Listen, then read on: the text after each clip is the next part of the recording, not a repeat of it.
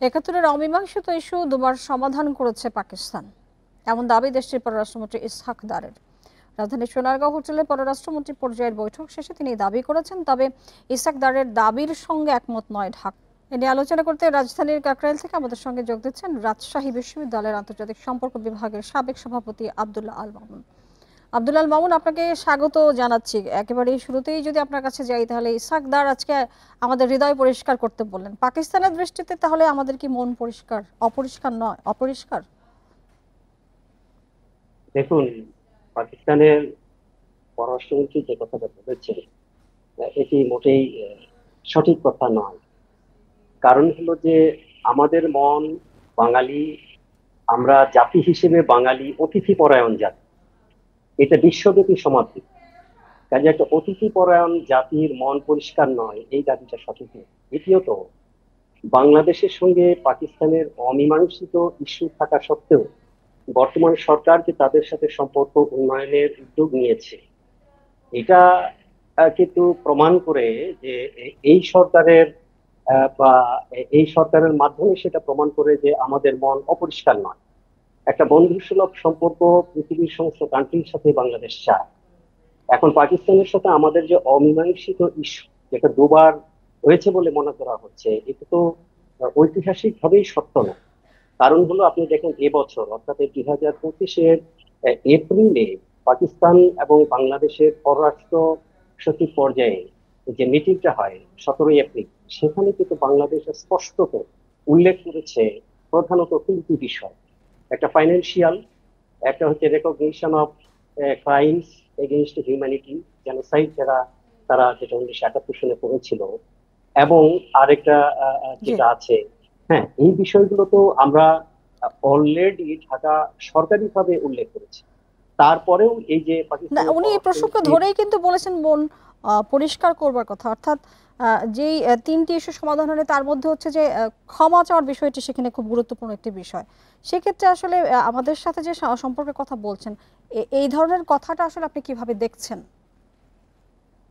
এখানে যে জিনিসটা হচ্ছে আমার, পাকিস্তান, আমি যেটা আগের একটা বক্তব্যে বলেছিলাম যে পাকিস্তান বর্তমানে বাংলাদেশের কাছ থেকে একটা সুবিধা নিতে চায়। বাংলাদেশে বর্তমানে যে একটা রাজনৈতিক পরিবর্তন ঘটেছে, এর পরিপ্রেক্ষিতে পাকিস্তান হয়তো মনে করছে যে বাংলাদেশে এখন একটা রাষ্ট্রের অভ্যন্তরীণ ব্যাপারে একটা দুর্বল পরিস্থিতির মধ্যে আছে। So, এই দুর্বল পরিস্থিতির সুযোগটা কিভাবে নেওয়া যায়, এটা হয়তো পাকিস্তান একটা কৌশলগত অবস্থান থেকে চিন্তা করতে পারে। কিন্তু এই যে বক্তব্যটা তারা দিলেন, এই বক্তব্যের মাধ্যমে এর প্রত্যুত্তরে কিন্তু আমাদের পররাষ্ট্র উপদেষ্টা তিনি কিন্তু পরিষ্কার কথাটা বলেছেন যে বাংলাদেশ পাকিস্তানের অবস্থানের সাথে একমত নয়। কাজেই আহ, এটা হচ্ছে যে তারা যদি সত্যিকার অর্থেই বাংলাদেশের সাথে, বাংলাদেশকে মুসলিম সংখ্যা গরিষ্ঠ দেশ হিসেবে বন্ধু মনে করে, তাহলে মনটা আসলে তাদেরকেই পরিষ্কার করতে হবে। কারণ আপনি সিম্পলি একটা জিনিস দেখেন যে আমরা যে একটা 4.52 জি। বিলিয়ন ডলারের একটা হিসেব তাদের কাছে আমরা দিয়েছি, এটা তো ছোট্ট একটা হিসেব। পাকিস্তান জি, উনিশশো আমি আর একাত্তর বিস্তারিত আলাপে যেতে চাচ্ছি না। ছোট করে যেগুলো জানতে চাই, আমাদের হাতে সময় কম। জামায়াতের নেতাদের সঙ্গে তিনি বৈঠক করেছেন, আমিরের সঙ্গে বাসায় গিয়ে সাক্ষাৎ করলেন। পাকিস্তানের পররাষ্ট্রমন্ত্রী কি একটু বেশি গুরুত্ব দিচ্ছেন না বিষয়গুলোকে? না, এটা হলো যে তারা এই যে বাংলাদেশের সফরের ক্ষেত্রে তারা ইতিমধ্যেই আগেই মেনশন করেছে যে তারা বাংলাদেশের বিরোধী রাজনৈতিক শক্তি যে দলগুলো আছে তাদের সাথে তারা সাক্ষাৎ করবেন। এটা তো এই এই অনুযায়ী ঘটেছে। জামাতে ইসলামীর সাথে এবং এনপির সাথে এবং এনসিপির সাথে পর্যন্ত তারা যে সাক্ষাৎটা করেছেন, এটা হয়তোবা তারা এই রাজনৈতিক শক্তিগুলোকে আদর্শগত ভাবে, আপনি দেখেন প্রত্যেকটা রাজনৈতিক, এই যে রাজনৈতিক শক্তিগুলোর সাথে তিনি সাক্ষাৎ করেছেন, আদর্শগত ভাবে জামায়াতের কিন্তু প্রশ্নটা তাদের। যে প্রসঙ্গে করা, সেটা আপনি নিশ্চয়ই স্পষ্টত বুঝতেই পারছেন কেন আপনাকে জিজ্ঞাসা করেছি। এবং না, ৭১ ও মুক্তিযুদ্ধ বাদ দিয়ে পাকিস্তানের সাথে সম্পর্ক উন্নয়ন কি সম্ভব? এটা কোনোদিনই সম্ভব নয়। কারণ হলো যে বাংলাদেশের অস্তিত্বের প্রশ্ন হচ্ছে, বাংলাদেশের হাজার হাজার বছরের ইতিহাসের সবচেয়ে গৌরবময় অধ্যায় হচ্ছে 1971 সালে সশস্ত্র মুক্তিযুদ্ধের মাধ্যমে স্বাধীন জাতিরাষ্ট্র হিসেবে প্রতিষ্ঠা। সেই জাতিরাষ্ট্র প্রতিষ্ঠার ক্ষেত্রে তারা একটা গণহত্যা আমাদের উপরে চাপিয়ে দিয়েছে। কাজে এই প্রসঙ্গে কখনোই বাঙালির কোনো রাজনৈতিক দলই ছাড় দিবেন না। এবং বাংলাদেশের যে গণমানুষ, বাংলাদেশের সৃষ্ট লগ্ন থেকে অনাগত ভবিষ্যতে যত প্রজন্মই বাংলাদেশে আসবে এই গৌরবময় ইতিহাস তারা কখনো ভুলবে না।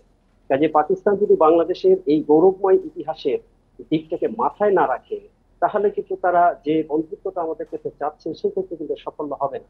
এটা কিন্তু বাংলাদেশ সরকারও বর্তমানে এটা স্পষ্ট বলে সেক্ষেত্রে দিয়েছে। তাদের এই সফর এবং বাংলাদেশে তাদের এই আচরণ এবং বক্তব্য সার্বিকভাবে কি ধরনের আসলে আমাদের ধারণা দিচ্ছে? এখানে আমাদের যে সরকারের পররাষ্ট্র উপদেষ্টা তিনি অবশ্য এটার একটা উত্তর দিয়ে দিয়েছেন। তিনি বলেছেন যে এক সিটিং এই সমস্যার হয়তো সমাধান হবে না। তিনিও যেমন বলেছেন যে গত 15 বছর তো পাকিস্তানের সাথে আমাদের সম্পর্কের যে অবস্থাটা ছিল, এটা এক সিটিংয়েই শেষ হবে না। তো আমার কাছে যেটা মনে হয় এটা এক সিটিংয়েই শেষ না হওয়ার মতো বিষয় না, কারণ বিষয়টা আমাদের একেবারে স্পষ্ট আছে।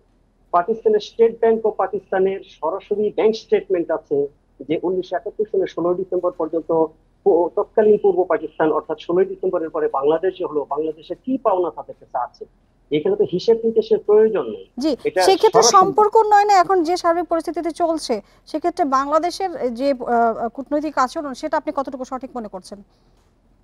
আমি যেটা মনে করি যে কূটনৈতিক ক্ষেত্রে সবসময় একটা ধৈর্যের পরিচয় দিতে হয়, হ্যাঁ, কৌশলের পরিচয় দিতে হয়।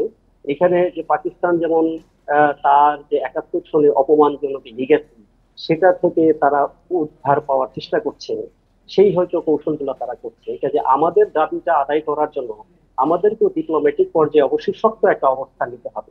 পাকিস্তানকে অবশ্যই জি, বাংলাদেশের রাষ্ট্র থেকে বলে দিতে হবে যে আমরা সম্পর্কের উন্নয়ন অবশ্যই চাই, যেহেতু আমাদের ফরেন পলিসি হচ্ছে সবার সাথে বন্ধুত্ব, কারোর সাথে শত্রুতা নয়। জি, কিন্তু আব্দুল্লাহ সেক্ষেত্রে আল মামুন, আপনাকে অনেক ধন্যবাদ আমাদের সাথে যুক্ত হয়ে বিষয়ে কথা বলবার জন্য।